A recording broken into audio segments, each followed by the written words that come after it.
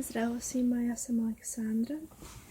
Stiglo je leto, gotovo je sa školom i kako najbolje iskoristiti slobodno vrijeme nego na čitanje. Tako da sad ću vam preporučiti neke knjige koje su najbolje za čitanje ovog leta. Tako da možemo da počnemo. Prva knjiga je od Aleksandre Potter, Luda ljubav. Pročitat ću vam šta piše pozadi knjige. Frankie nikad nije bila srećnija. Uživa sa svojim dečkom Hughom, agentom za nekretnine, i prezadovoljna je što joj je karijera konačno u usponu. Zadovoljnom je čini i njen stan i dve mačke Fred i Ginger. Sve dok joj Hugh ne kaže da on baš i nije srećan, treba mu prostora u kome očigledno Frankie ne treba da bude. Odjednom Frankie je potpuno očajna, a kada dobije otkaz, njen život postaje prava noćna mora.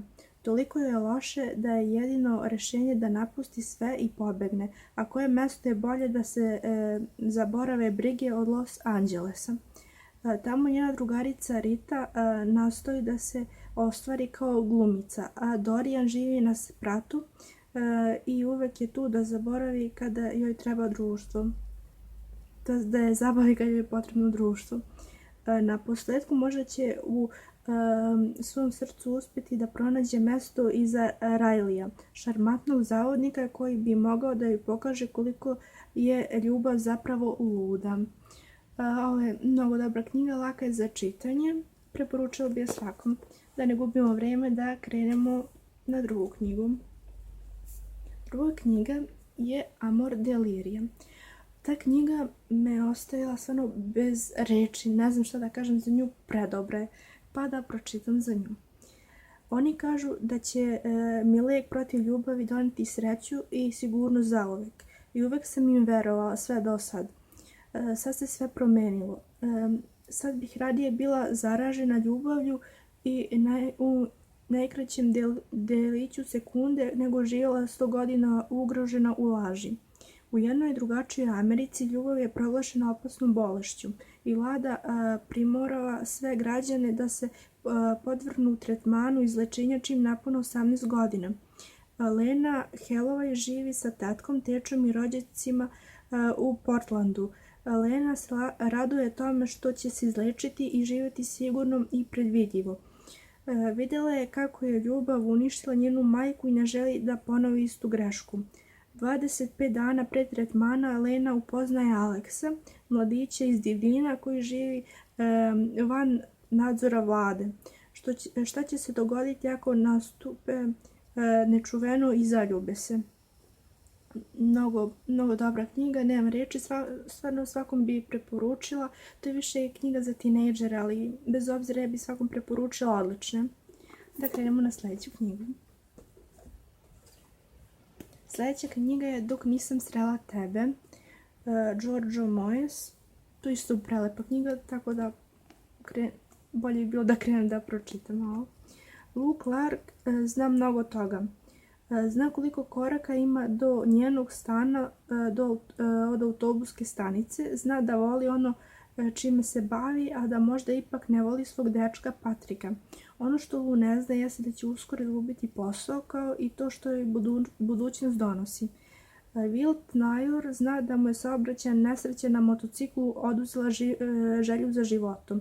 Zna da sve od tada deluje beznačajno i tmurno i zna i kako će to okončati. Ono što Will ne zna jeste da će u njegov život uz vatromet boja uleteti Lu. Međutim, ni jedno ni drugo ne znaju da više nikada ništa neće biti isto. Dok se nisu sreli, život još uvijek nije počeo. Mnogo dobra knjiga, da krenemo na sljedeću.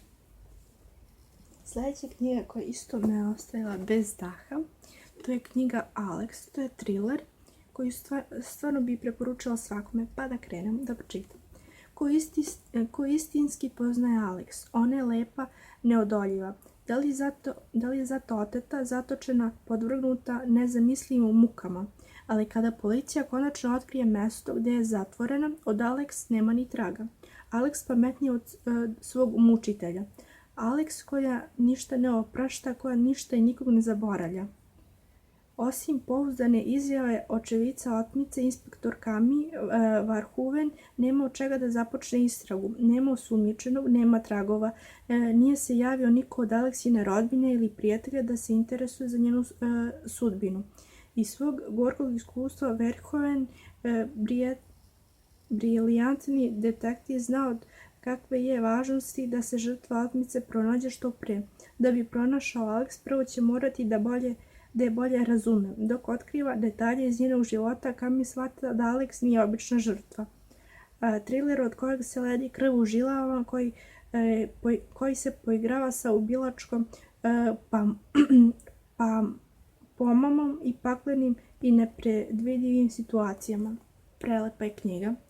Da krenemo na sljedeću i zadnju, 5. knjigu.